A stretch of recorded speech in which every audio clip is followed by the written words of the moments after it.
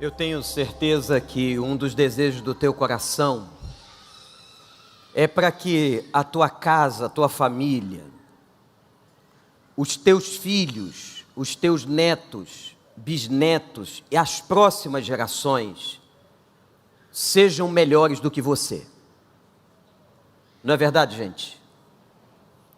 Nós queremos que as próximas gerações da nossa descendência, da vida de todos nós, que as nossas próximas gerações sejam gerações mais abençoadas do que a nossa geração.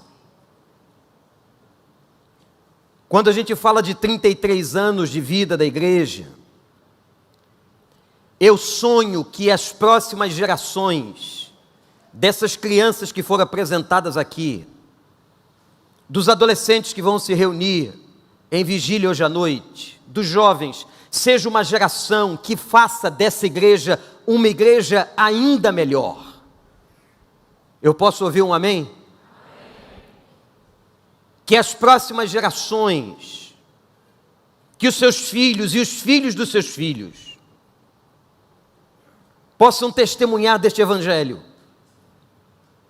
possam ser bênção de uma maneira tremenda no mundo que virá. Mas eu encontro um versículo no meio de uma história no livro de Juízes, capítulo 2, que eu quero ler para você. Este versículo nos traz um senso tremendo de responsabilidade. A Camila disse há pouco, quando apresentava as crianças, que nós somos uma igreja geracional. É verdade. Nós cuidamos da criança. Quando ela chega aos 12 anos, ela se torna adolescente. Nós cuidamos dos adolescentes. Nós temos cuidado com os jovens. Nós temos cuidado com as pessoas adultas. Nós temos cuidado daqueles que são categorizados de terceira idade. Somos uma igreja geracional, porque nós entendemos que a igreja tem uma responsabilidade tremenda com cada faixa etária. Mas esse versículo, ele é muito chocante. Ele é uma advertência para todos nós. Quando Juízes, capítulo 2, verso 10 diz assim: depois que toda aquela geração foi reunida, seus antepassados. Depois que toda aquela geração foi reunida, seus antepassados, surgiu uma nova geração que não conhecia o Senhor. E o que ele havia feito por Israel. A nova geração não conhecia o Senhor e o que ele havia feito por Israel. Deixa eu contextualizar você aqui. Esse é período de conquista da terra de Canaã. A conquista da terra de Canaã não foi, como muitos pensam, de imediato. Mas a conquista da terra de Canaã começa em Josué, sucessor de Moisés, e vai até Davi, o segundo rei. A conquista de Canaã, como Deus havia prometido, levou gerações. Nesse momento eles estão tentando conquistar o lado ocidental de Canaã. Cada território, cada pedaço de conquista, eles tiveram lutas. Após a morte do grande Josué, se instalou um período de caos e foram nomeados juízes. Depois de Josué foram nomeados juízes. A Bíblia fala de 13 juízes que governaram o povo. Mas o texto que nós estamos lendo aqui no início do livro de Juízes é muito sério. De uma geração que veio e não conhecia o Senhor e nem conhecia os seus feitos. Eu quero pontuar aqui 4 momentos importantes, anote-os. Primeiro, quando nós lemos este versículo de uma geração que não conhecia Deus e nem os feitos de Deus, nós pensamos assim: de quem é responsabilidade por isso estar acontecendo? Nós temos uma tendência de olharmos para a nova geração, que é diferente da nossa, e é uma geração de uma mutação muito rápida, de uma velocidade de mudanças, uma velocidade maior do que a nossa época, e nós dizemos assim: essa geração está perdida, essa geração não conhece a Deus, essa geração é uma geração extremamente distante das coisas do Senhor. Nós temos que entender e compreender que a responsabilidade pelo que está acontecendo à nova geração é da geração anterior. A geração anterior, anote o que eu estou dizendo aqui, guarda no teu coração. A geração anterior tem grande responsabilidade pelo que está acontecendo à geração atual. Quando você olha para a Bíblia, você entende uma coisa, e vê se não é assim em casa, na nossa casa. Tudo começa dentro de casa. A base de todas as coisas é a família. A personalidade que se estrutura, o caráter que é forjado e até as enfermidades produzidas numa criança durante a infância. Os comportamentos dos pais. Quantas vezes eu via o Gabriel imitando o comportamento dos seus pais? A criança tem por modelo e por imitação, ela vai reproduzindo esses modelos do que ela observa em casa. Então, meus irmãos, nós não temos como fugir. Nós somos responsáveis em passarmos às outras gerações um testemunho dos desígnios de Deus.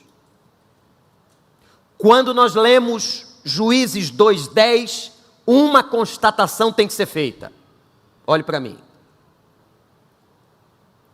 Houve uma falha no sistema educacional familiar em Israel. Houve uma falha do sistema educativo, especialmente quanto à espiritualidade. E as coisas na vida são sutis. Nós vamos nos moldando, como disse Paulo, aos valores, aos conceitos de uma geração mundana, vamos tendo a nossa permissividade e vamos passando aos nossos filhos. E os nossos filhos vão passando aos nossos netos. E nós vamos transmitindo geracionalmente um comportamento. Quando o texto diz que aquela geração não conhecia Deus e não conhecia os feitos do Senhor, a geração anterior, nos tempos de Josué, tem grande responsabilidade. Leva para você que tudo começa dentro de casa. Isso é muito importante. Segundo, o próprio texto diz quais foram as causas do distanciamento dessa geração. Vocês que trabalham com casais, que trabalham com os pais, vocês jovens casados, Daniel, e tantos outros que estão aqui, quais são as causas que levam à realidade do versículo 10? Eu vou apresentar algumas, mas essas causas estão narradas a partir do versículo 10. A própria Bíblia declara quais foram as causas que acabaram afetando aquela geração. Por exemplo, eles não conheceram o Senhor e nem os feitos do Senhor. Sabe o que isso significa, irmãos? Uma geração sem intimidade com Deus. Pastor Guilherme, uma geração que não conhecia o que Deus havia feito. São duas coisas diferentes e importantes igualmente. Uma geração que não conhecia Deus, que não tinha com Deus intimidade, e uma geração que não tinha conhecimento do que Deus havia feito. Isto é, os milagres feitos em Israel, as coisas boas que Deus fez outrora, não foram passadas, não foram contadas, e elas eram contadas fundamentalmente pela tradição oral. O que significa isso? O pai e a mãe sentavam com a criança. Já naquela época, no sistema judaico, dia e noite, ensinavam a criança quem era o Senhor e o que esse Senhor, o Deus Yahvé, havia feito na vida do povo de Deus. Contavam os milagres, contavam as maravilhas, contavam os acontecimentos, e a criança ia absorvendo quem era o Senhor e os feitos do Senhor. Ela era criada e desenvolvida no conhecimento do Senhor. Mas essa geração não teve isso. Não conhecia o Senhor, não conhecia os feitos do Senhor, e uma geração que não tem intimidade com Deus, uma geração que não sabe o que Deus fez, é uma geração que não desenvolve temor. Eu vou repetir. Uma geração que não tem intimidade com Deus, uma geração que não sabe os feitos do Senhor, os milagres do Senhor, ela não desenvolve temor, respeito a Deus. Outra causa muito clara é que eles entraram no caminho da desobediência. Atenção, irmãos, eu não estou falando de um ato de desobediência, eu estou falando de um caminho. O problema não é o ato, o problema é o caminho percorrido na desobediência. Você pode cometer um ato pecaminoso, desobediente. O problema é quando nós permanecemos num caminho de desobediência. A Bíblia fala que um abismo chama o outro. A desobediência a Deus não pode ser lida como um ato, mas como um processo. Um caminho que a pessoa começa a percorrer e ela vai errando, e ela continua errando, e um abismo vai chamando outro abismo. Aí ela percebe um dia o quanto esteve ou está distante de Deus. Desobediência como caminho, como processo de deterioração.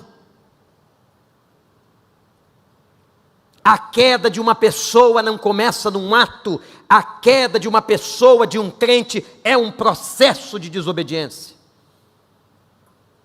em que um fato atrás do outro, uma situação após a outra, vai degenerando, destruindo a intimidade com Deus, a vida de oração, a busca pela palavra do Senhor. E esta geração que está aqui no texto, após Josué, é uma geração deteriorada.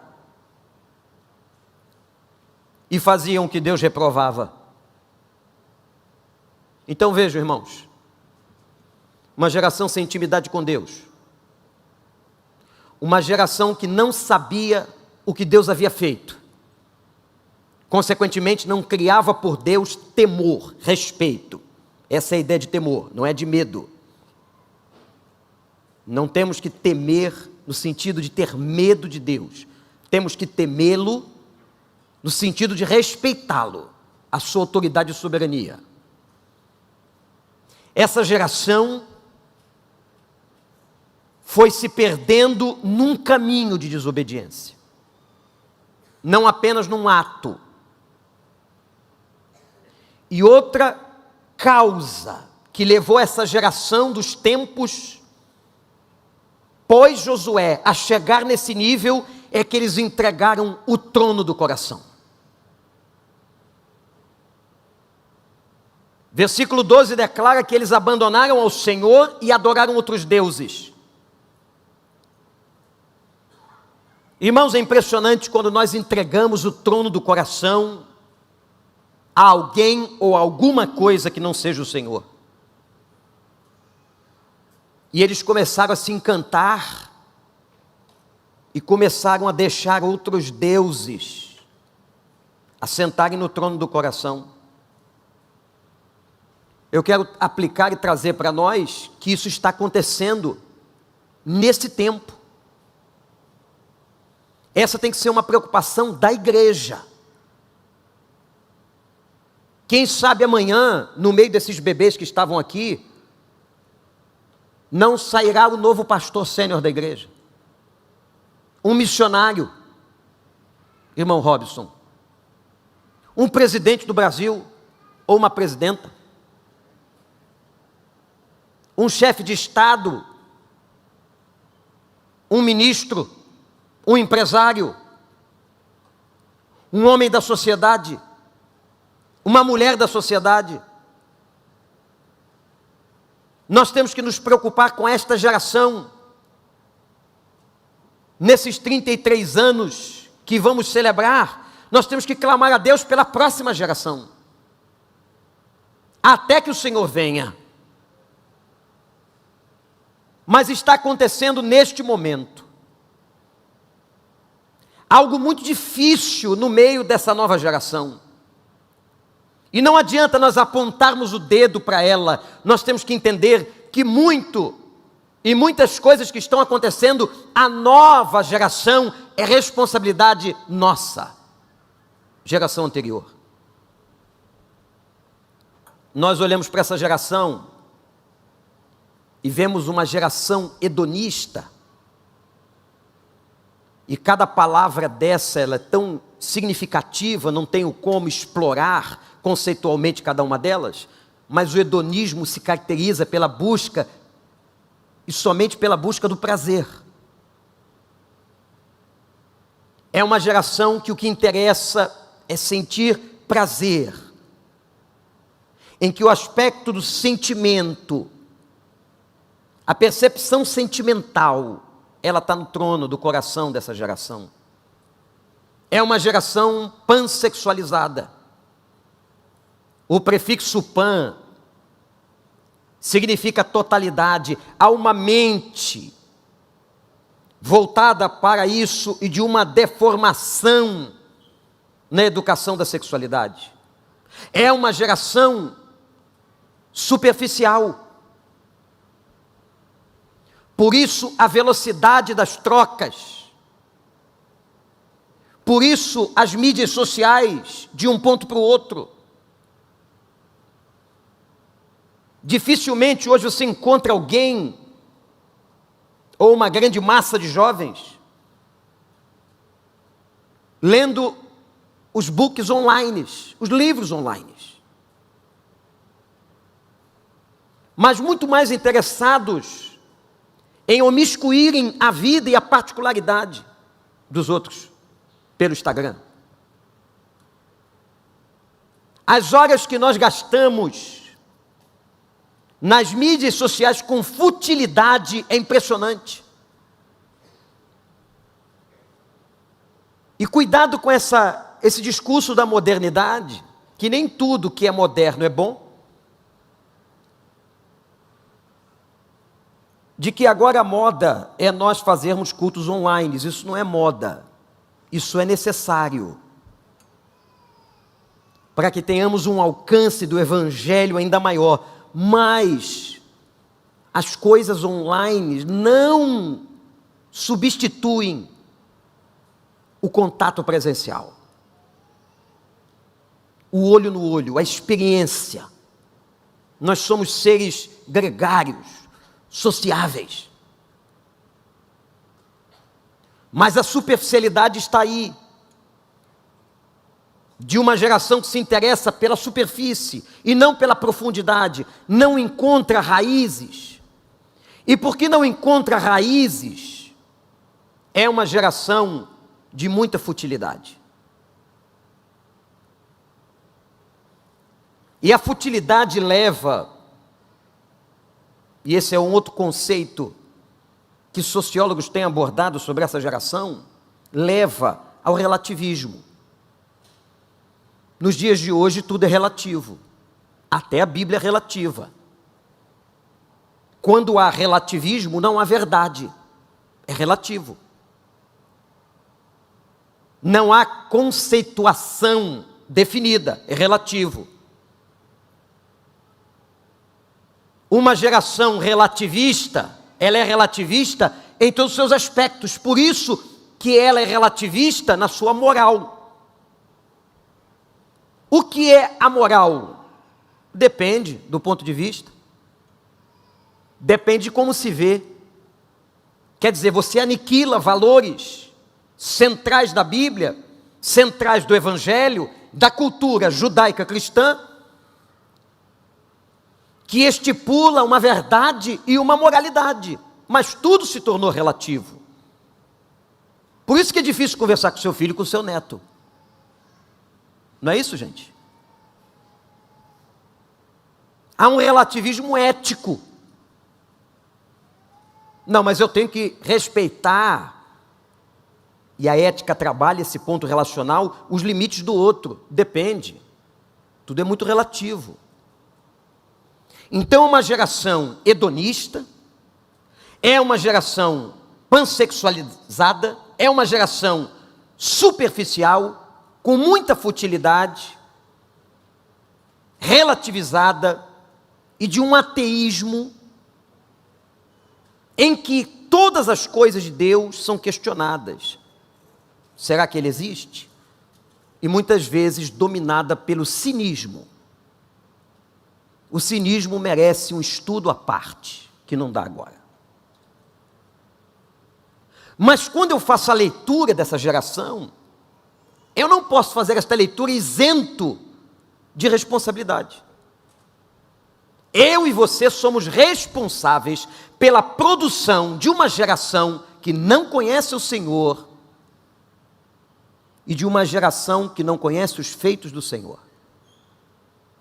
E tudo começou dentro de casa, com aquela permissividade gradativa, com aquelas coisinhas que a gente foi deixando, que não tem problema, e todo mundo, essa frase é muito interessante, todo mundo faz, todo mundo está fazendo. Aí o apóstolo Paulo, escrevendo a sua teologia em Romanos, diz que nós não podemos tomar a mesma forma de um mundo sem Deus, de um mundo que não conhece o Evangelho, ou é crente ou não é, ou é diferente ou não é. Então nós temos que ter preocupação com essa geração que está diante de nós, que vai assumir amanhã o governo do país, as igrejas do país. Momento de aniversário dessa igreja, momento de reflexão. Para onde estamos indo, como povo de Deus, como igreja plantada neste lugar, que Deus plantou há 33 anos atrás. Mas a Bíblia, a partir do verso 10 de Juízes 2, não apresenta só as causas, mas apresenta os efeitos. Quais foram os efeitos de uma geração e quais são os efeitos de uma geração que não conhece Deus? De uma geração hedonista, ateia, distante, superficial, quais são os efeitos? Eu vou mencionar aqui 4 efeitos primeiro deles, eles experimentaram uma disciplina, porque Deus disciplina, e o versículo 14, olhe para a Bíblia, nós não o lemos só o 10, eles foram entregues nas mãos dos invasores que os saquearam. Para aí. Durante toda a ocupação de Canaã, durante todo o período de conquista, desde Josué até Davi, o segundo rei, Deus não tirou povos estranhos, invasores de perto de Israel. E por que Deus não tirou? Porque Deus usou esses povos como disciplina ao seu povo. Eu quero fazer uma pergunta, baseado aqui no que acabamos de ver. O texto declara que Deus os entregou nas mãos dos invasores. Eles foram entregues nas mãos dos invasores. A pergunta é a seguinte: você está, olhe para mim, você está nas mãos de quem? Nesse momento você está nas mãos de quem? Quando nós não estamos nas mãos de Deus, nós estamos nas mãos do inimigo. Não tem outra possibilidade no texto neotestamentário ou veterotestamentário, nem velho nem novo. Você só tem dois lugares para repousar. Ou você está debaixo das mãos de Deus, ou você está debaixo das mãos do inimigo. E o inimigo saqueia. A ideia de saquear é de roubar. O que é que o inimigo, o que é roubado, tentam roubar de nós? Por exemplo, o inimigo tenta roubar de você, da sua família, de todos nós, alegria. Aquela vida abundante de Cristo, em João 10, aquela alegria como parte do fruto do Espírito de Deus, aquilo é roubado. Quando nós não estamos debaixo das mãos de Deus, mas estamos em desobediência debaixo das mãos do inimigo. A paz é roubada. O inimigo quer roubar os teus recursos, fazendo, como diz o livro de Ageu, o seu dinheiro se esvair das suas mãos. Ageu fala de um comportamento em que se colocava o dinheiro por cima da boca do saco e saía por baixo do saco furado.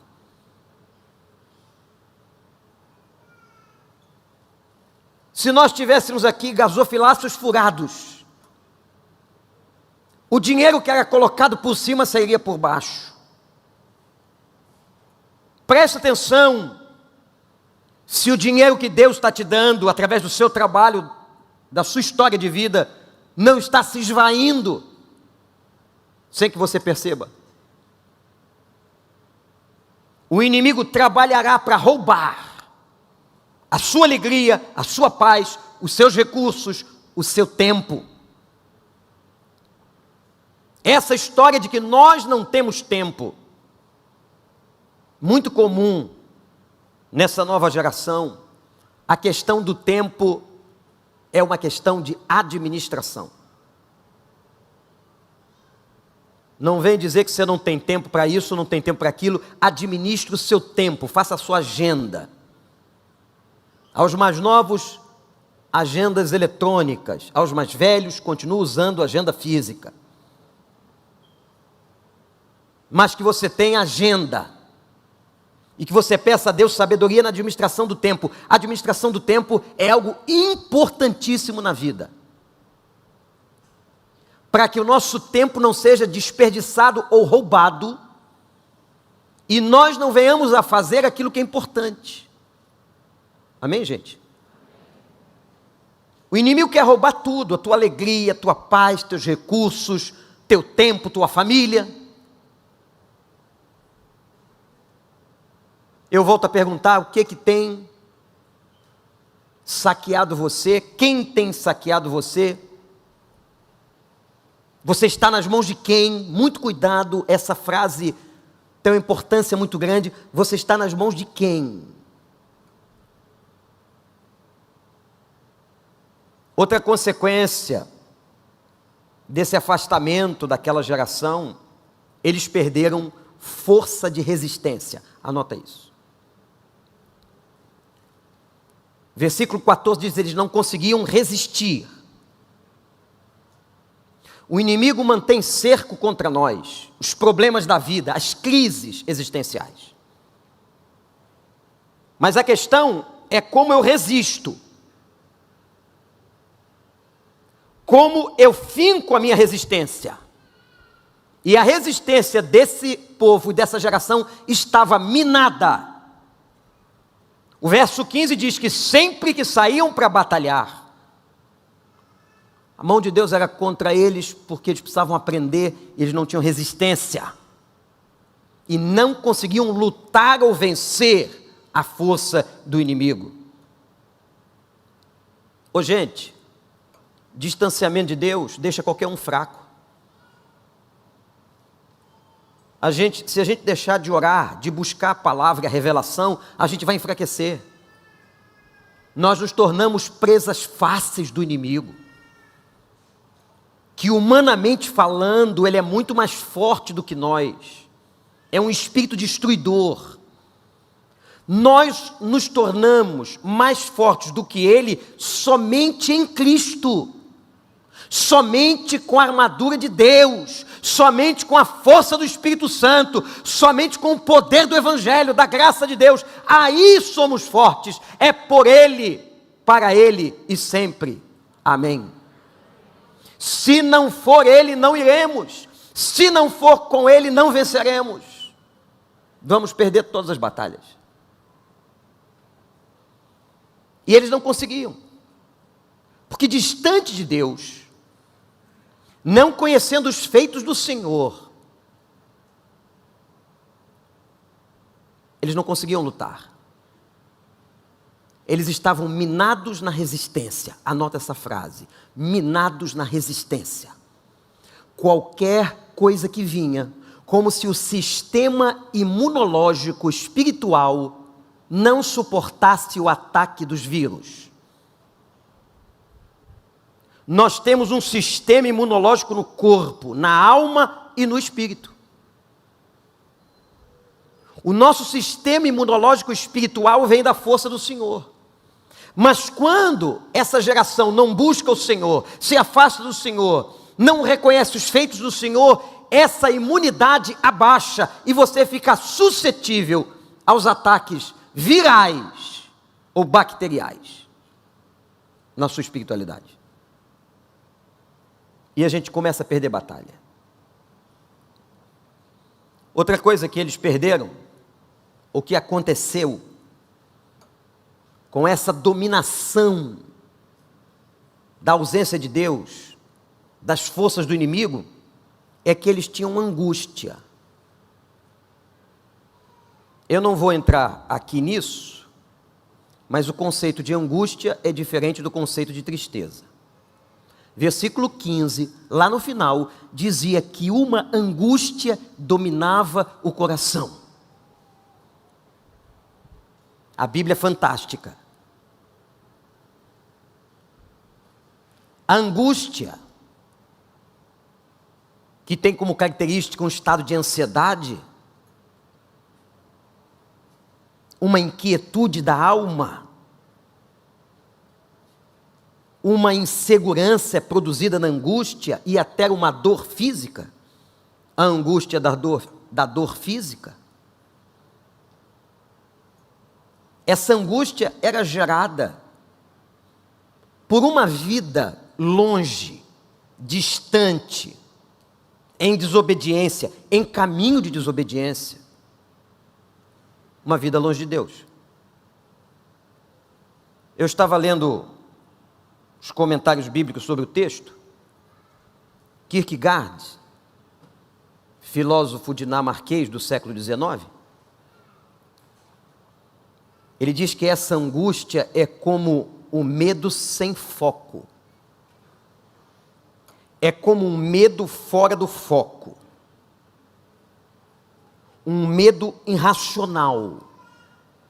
E o texto declara que a ausência de Deus, o distanciamento de Deus, o caminho do erro, o caminho de pecado, o estar nas mãos do inimigo, produziam também essa angústia. Então vejam, você que está anotando aí, o primeiro efeito dessa situação de distanciamento dessa geração é que eles sofriam uma disciplina, eram saqueados. Segunda consequência, efeito desse distanciamento, era a perda de resistência espiritual. Terceiro, era o domínio de uma angústia na alma, no coração, no estado psicológico. E o quarto, eu disse que mencionaria 4 consequências desse afastamento. Uma vida de gemidos. Olha que interessante, dos versos 16 a 18.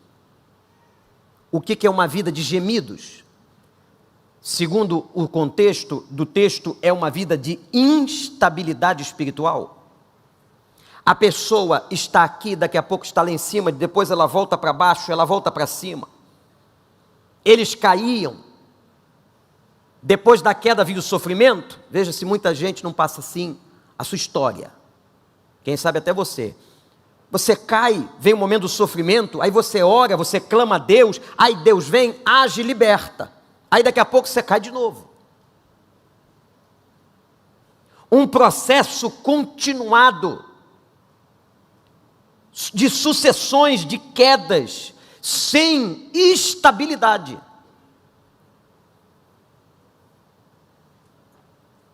Não havia estabilidade.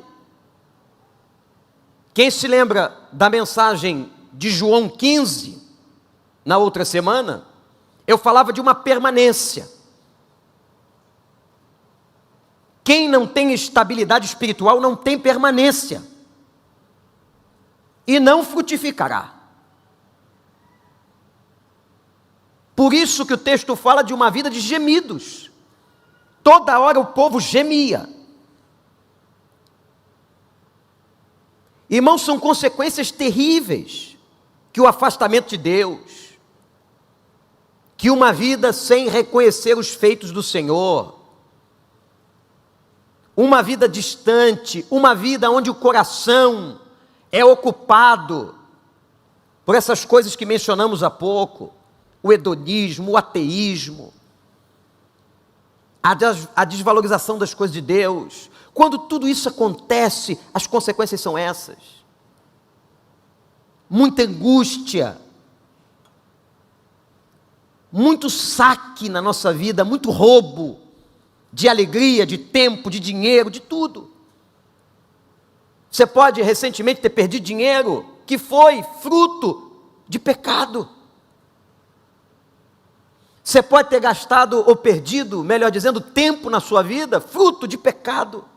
Saquearam você, saquearam a tua alegria, saquearam a tua paz, saquearam, porque você não teve atenção, não teve comunhão, não teve entrega suficiente, não entendeu,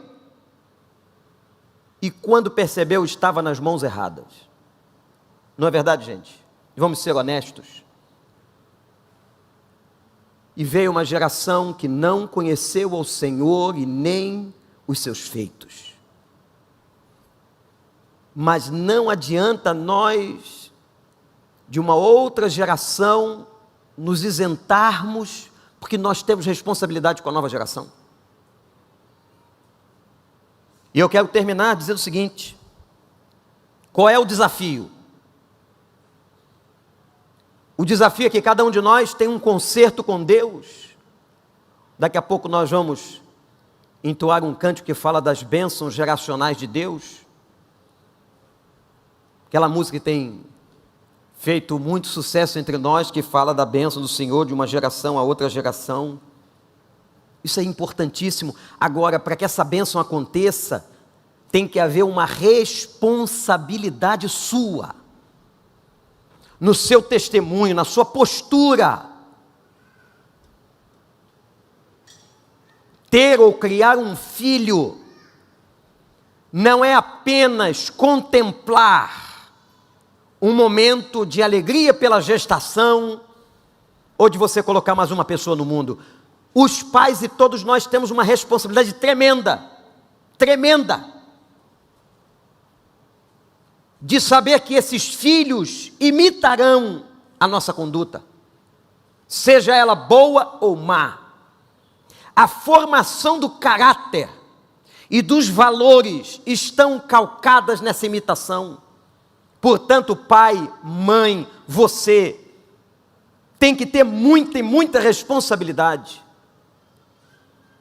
naquilo que você transmite a Deus. Mas aquilo que você transmite àquelas crianças e aquelas pessoas, às vezes é um tio que é um exemplo, é um avô que é um exemplo, é um amigo que é um exemplo para uma criança, para um adolescente que vai imitar a sua conduta. O desafio para nós, e tenho dito isso ao pastor Guilherme, ao pastor Douglas, é que essa geração conheça o Senhor. Amém, igreja? Sim ou não, igreja? Seu filho, seu neto, seu bisneto, consagrando a vida ao Senhor, tendo uma experiência extraordinária com o Espírito Santo do Senhor. Que sejam eles homens e mulheres de Deus. Que Deus nos ouça agora em nome de Jesus. Que tenham forças para vencer o mundo. Que os seus filhos, que os nossos filhos vençam o mundo. Transpiram Jesus Cristo. Sejam o bom perfume para esta sociedade e para esse tempo. Que a igreja faça a diferença. Que nós nos tornemos verdadeiramente um povo que transmite a graça de Deus. Um povo que transmite as misericórdias de Deus. Que triste esse texto, amados. Irmãos e irmãs, que triste essa passagem. Que triste o versículo 10 do capítulo 2 de Juízes. De uma geração que não conhecia Deus e nem os seus feitos. Não conheciam os feitos porque os pais não passaram os feitos. Ao invés de estarmos em casa reclamando, falando mal dos outros, fazendo um monte de coisa errada, vamos contar para eles o que o Senhor tem feito. Ao invés de dizermos das tragédias da vida das pessoas, vamos contar para eles as vitórias do Senhor. Coisas que marquem a vida dos filhos. Conte para um jovem, conte para um adolescente as vitórias que você teve. Para que ele se aproxime de Deus. Para que ele seja perfume. Para que ele seja uma geração temente. E não uma geração que entra no caminho de desobediência.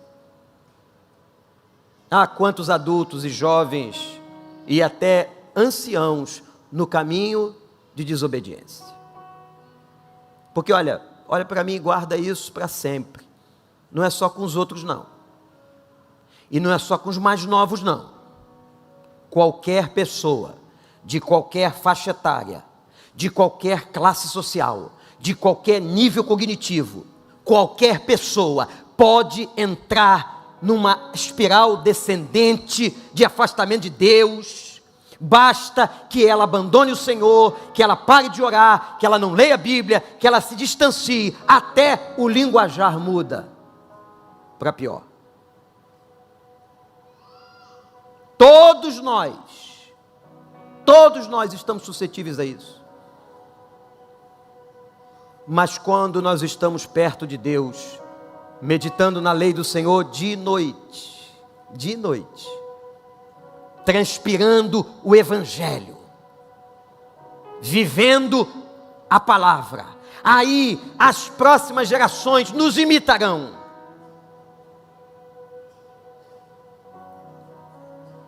As próximas gerações verão em nós uma convicção. Como aquele homem que pregava e um ateu se dirigia sempre à igreja, questionado por um outro que o conhecia, perguntou a ele: por que você que não crê em Deus vai ouvir o pregador? E ele responde: porque ele tem tanta convicção do que fala, que causa impacto no meu coração. Que sejamos crentes que possam impactar os outros com o Evangelho. Temos que nos preocupar com as próximas gerações. Essa igreja tem que se preocupar com as próximas gerações. O Estado tem que se preocupar com as próximas gerações, com o sistema educacional, com os valores que nós passamos àqueles que são mais novos, para que o versículo 10 não se cumpra no nosso tempo e nós não tenhamos uma geração com falha educativa, geração distante do Senhor e que não conhece os seus feitos. Você que é pai, você que é mãe, você que é tio, você que é avô, você seja exemplo dos fiéis. Vamos transpirar isso. Que a geração que venha seja melhor do que a nossa. Amém, igreja? Olha, esse amém aí está muito fraco. Vocês querem que a geração próxima seja melhor que a nossa? Amém. Seus filhos, eu quero que meu filho seja melhor do que eu. Muito melhor. Que não cometa os erros que eu cometi. Você não quer isso para o seu filho, não? Eu quero que esses jovens e adolescentes que estão aí tenham muito mais compromisso com Deus do que a igreja teve hoje. Que sejam muito mais missionários e ativos no reino, até que Ele venha. Uma geração proclamará a outra geração, diz a Bíblia. Nós temos que contar as outras gerações. O que estamos vendo de ruim hoje é fruto de um comportamento errado nosso. Quando eu olho para o meu filho, eu temo e tremo diante de Deus, pensando no que ele será, no que ele vai crer amanhã. Porque Deus colocou os pais que estão aqui para ajudarem a gerir a mentalidade e a gerir os valores de uma geração. Uma geração proclamará outra geração, mas essa geração, depois de Josué, não conhecia o Senhor nem os seus feitos. Deus tenha misericórdia de nós. Deus tenha misericórdia de nós. E que no meio dessa geração hedonista, essa geração ateia, essa geração distante, essa geração superficial, surja no meio dela uma outra geração comprometida com os valores do reino de Deus, comprometida com o Senhor, que não cometa os erros que cometemos, que não sejam como nós, mas sejam melhores do que nós. Vamos orar? Vou convidar você a ficar em pé. Peça a Deus agora sobre a tua casa, sobre a tua família, sobre aqueles que estão debaixo de você. Peça a Deus a bênção. Vamos pedir a bênção de Deus sobre as gerações sobre as quais nós temos responsabilidade. Que o Senhor te abençoe e faça brilhar seu rosto em ti, que conceda sua graça e te dê paz. Que o saqueador não venha sobre a nossa casa. Que ninguém roube da nossa casa a alegria, nem a paz, nem o tempo, nem recursos, mas que sejamos abençoados. Diga amém, que assim seja.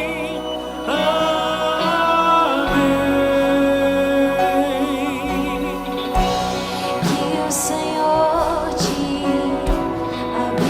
abençoe E faça brilhar o seu rosto. e faça brilhar seu rosto em ti, conceda sua graça e te dê paz. Assim seja, amém. Amém.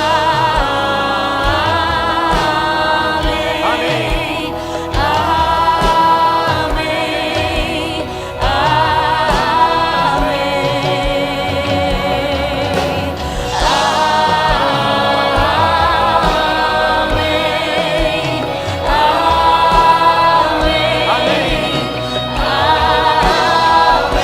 Derrama, Senhor, até 1000 gerações. Que a bênção se derrame até 1000 gerações. Tua família. Tua família. E teus filhos. E teus filhos. E os filhos dos teus filhos. Que a bênção Se se derrame até 1000 gerações. Tua família. Teus E teus filhos. E os filhos de teus filhos. Dos Sua teus presença. filhos. Sua presença te acompanhe por detrás, por diante, do teu lado e em ti. É contigo, é por ti. E de dia, E de noite, a tua entrada e a tua saída. em teu riso, em teu choro. É contigo, é contigo, é contigo, é contigo, é contigo, é por ti, é contigo, é por ti, é contigo, é por ti.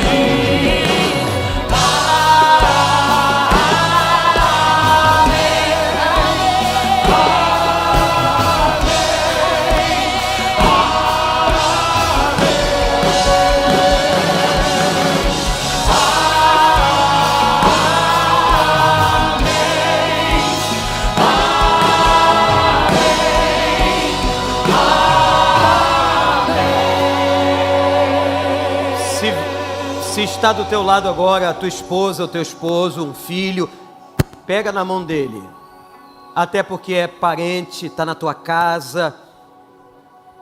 Pega na mão dele. Mas se você não tem um parente aqui ou em casa, pegue na outra mão. Uma das suas mãos com a outra, como se estivesse simbolizando o toque da tua vida sobre a vida daquele filho, daquele esposo, daquela esposa que está em casa. E nós vamos dizer isso agora ao Senhor.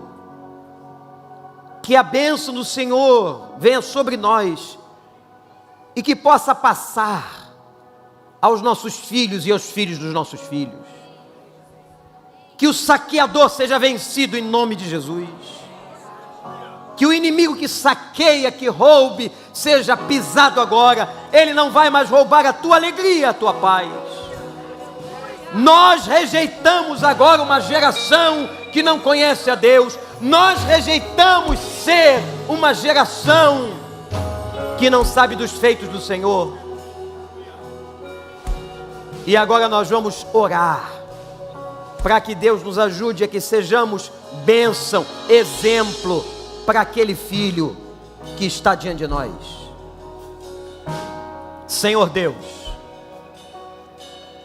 que Juízes 2:10 nunca mais aconteça. Que nós não tenhamos uma geração que não te conhece, especialmente nas nossas casas. Uma geração que não sabe dos teus feitos, ó Deus. Que nós proclamemos para sempre os feitos do Senhor e a palavra do Senhor. Mas que proclamemos com a vida. que ensinemos com comportamento dia e noite. Abençoa os nossos filhos, Senhor. A nossa mão agora toca na outra mão. Pela esposa, pelo esposo que está em casa, pelo outro filho distante, pelos netos que virão. Ó Deus, nós tocamos agora e pedimos, abençoa os nossos filhos e os filhos dos nossos filhos. O que eles farão, onde eles vão estudar, com quem vão se casar. Abençoa, Senhor, que sejam melhores do que nós. E que nós façamos tudo o que pudermos, para que Juízes 2:10 não aconteça na nossa casa e com a próxima geração, mas que seja uma geração que transmita, que transpira o perfume de Cristo, que vive o Evangelho. Nós te pedimos, Senhor, perdão pelos nossos pecados geracionais, e que eles sejam melhores do que nós, nossos filhos sejam muito melhores. Abençoa, Pai, que só debaixo da tua bênção isso pode acontecer, em nome de Jesus, em nome de Jesus. Clame ao Senhor. A bênção se derrame até mil gerações, tua família e teus filhos, e os filhos dos teus filhos dos teus filhos. Que a bênção se derrame até 1000 gerações, tua família e teus filhos e os filhos dos teus filhos. Sua presença te acompanhe por detrás, por diante, do teu lado e em ti. É contigo, e de dia e de noite, tua entrada e saída, em teu riso, teu choro. É contigo, por ti, contigo, por ti, contigo, por ti, contigo, por ti, contigo, por ti.